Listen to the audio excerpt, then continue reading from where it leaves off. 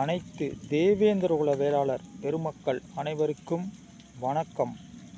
நாம் அனைவரும் பாண்டிய பேரரசாக இருந்து ஏறும் போரும் எம் குலத் தொழிலாக இருந்து விவசாயத்தை மட்டும் தொழிலாக கொண்டு பல மக்களுக்கு வேளாண்மை செய்து உணவளித்த சம்சாரி மகன்கள். அந்த சம்சாரி மகன் வழியில் வந்த இந்த சம்சாரி மகன் பேசுகின்றேன். தேவேந்திரகுல மக்களின் சமூக பாதுகாவலராக இருக்கக்கூடிய கண்ணபிரான் பாண்டியன் என்பவரை ஒரு வழக்கில் இருந்து விடுபட்டு வந்தவரை மீண்டும் அவரை கைது செய்து கண்ணபிரான் பாண்டியன் அவர்களை ஏன் கைது செய்கிறீர்கள் என்று கேட்ட அவரது ஆதரவாளர்களையும் மிரட்டுவதும் மற்றும் அவரது குழந்தையும் அவரது மனைவியையும் துன்புறுத்தி அள வைத்த சம்பவம் அனைத்து தேவேந்திரகுல மக்கள் மனதில் அதிக வலியையும் வேதனையும் உண்டாக்குகிறது. இந்த செய்தி பல ஊடகங்கள், பல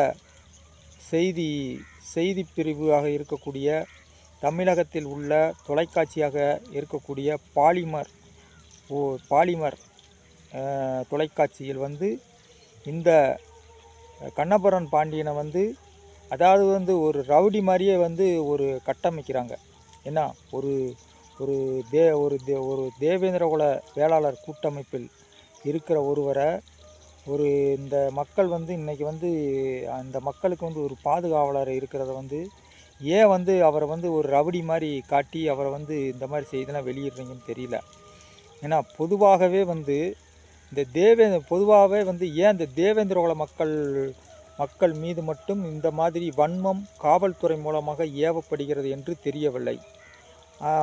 அப்புறம் உடனுக்குடனே என்னமோ கடமை தவறாத காவல்துறை மாதிரி ஏன் இப்படி நடந்து கொள்கிறீர்கள் என்று தெரியவில்லை. ஏன் இந்த செயலை மற்ற சமூகத்தாரிடம் மற்ற விஷயத்தில் அக்கறை காட்ட மாற்றுகிறீர்கள்? ஏன் இந்த ஓரவஞ்சனை? ஏன் இந்த ஓரவஞ்சனை? இந்த விஷயத்தை அனைத்து தேவேந்திரகுல மக்கள் சார்பாக கேட்கப்படுகிறது. தென் மாவட்டத்தில் ஒரு குறிப்பிட்ட ஜாதியினரால் ஏன் எதுக்கு என்று தெரியாமல் எங்களது மக்கள் அதிகமான பேர் கொல்லப்பட்டுள்ளனர். இதற்கு எல்லாம் ஏன் காவல்துறை ஆர்வம் காட்ட மாட்டேன் என்கிறது? அப்புறம் இந்த அண்ணா பல்கலைக்கழகத்தில் பாலியல் சம்பந்தப்பட்ட சார் யார்? அந்த சார் இதுவரைக்கும் தமிழ்நாட்டு மக்களுக்கு தெரியவில்லை. இந்த இதிலெல்லாம் ஆர்வம் காட்டாமல் தமிழ்நாடு காவல்துறை ஏன் இந்த மாதிரி விஷயத்தில் உடனே ஆர்வம் காட்டுதுன்னு தெரியல. அப்புறம் இன்னொரு விஷயம் திருபுவனம் அஜித் கொலை வழக்கில் காவல்துறையில் உள்ளவர்களால் குற்றவாளியாக ஆவதற்கு காரணமாக இருந்த நிகிதாவை ஏன் கைது பண்ணவில்லை?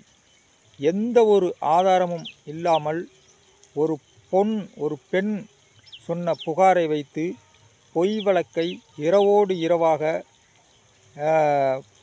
பொய் வழக்கை போட்டு செந்தில் மல்லரை கைது செய்தது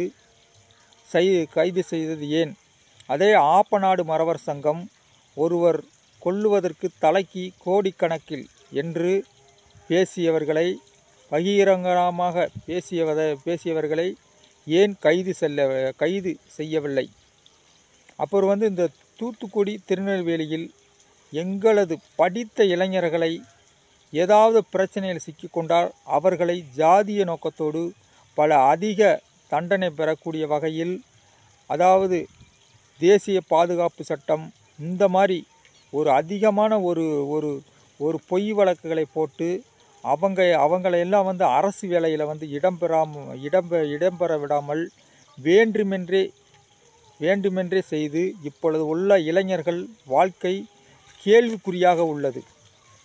இப்போ இருக்கிற இளைஞர்கள் ரொம்ப கேள்விக்குறியாக இருக்கிறது. இப்படி செய்கிறதுல காவல்துறைக்கு என்னதான் லாபம்? காவல்துறை மீது மக்கள் வைத்திருந்த நம்பிக்கை இழந்து விட்டது என்று தான் சொல்ல வேண்டும். ஏன் இதெல்லாம் சிஎம் முதல்வர் அவர்களுக்கு தெரியுமா தெரியாதா? இல்லை அவரோட கவனத்துக்கு போகுதா? இல்லை வந்து இதை வந்து கண்டும் காணாமல் வந்து இருக்கிறாப்படி என்னான்னு தெரியவில்லை. ஏன்னா அப்புறம் வந்து இந்த தமிழ்நாட்டில் வந்து எப்போ பார்த்தாலும் வந்து இந்த பதட்டத்தோடு இருக்கிற திருநெல்வேலி, தூத்துக்குடி, பரமக்குடி போன்ற மாவட்டத்தில் வந்து இந்த புறையோடி கிடக்கிற ஜாதி நோக்கத்தில் செயல்படும் காவல் அதிகாரிகளை பல வருடமாக ஒரே இடத்தில் இருக்கும் அதிகாரிகளை களையெடுத்து வேறு இடத்திற்கு மாற்றம் செய்யப்பட்டு இந்த பிரச்சனைக்கு தீர்வு காணப்படுமா? இந்த பிரச்சனைக்கு வந்து ஒவ்வொரு சமூக ஆர்வலர்கள் மற்றும் மீடியா செய்தியாளர்கள் அனைவரும் முன்வந்து ஒவ்வொருவரும் ஒரு இந்தியா தாத்தா போல செயல்பட்டு ஜாதி புரைவோடி கொண்டிருக்கும் இந்த நகரத்தை களையெடுத்து புனித நகரமாக மாற்ற அனைவரும் முன்வர வேண்டும் என்று உங்களை அன்புடன் கேட்டுக்கொள்கிறேன். நன்றி, வணக்கம்.